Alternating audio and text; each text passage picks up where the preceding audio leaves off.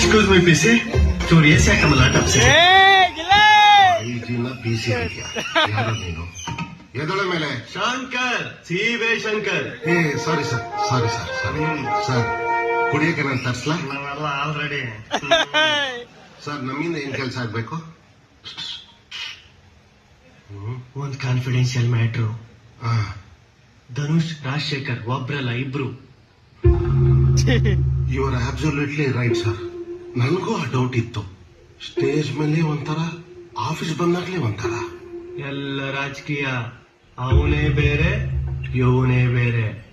ಅವನು ಇದನ್ನೇ ಹೇಳ್ತಿದ್ದ. ಬಟ್ ಇದು ಸಿಬಿಐ ಲೆವೆಲ್ ಹೋಗಿದೆ ಅಂತ ನನ್ಗೆ ಗೊತ್ತಿರ್ಲಿಲ್ಲ ಸರ್. ಇಷ್ಟಕ್ಕೆ ಶಾಕ್ ಆದ್ರೆ ಹೆಂಗೆ ಇದೀವಿ ಬೇ? ನೀನ್ ಯಾವ್ದು ಕೈಯಲ್ಲಿ ಗನ್ ಹಿಡ್ಕೊ.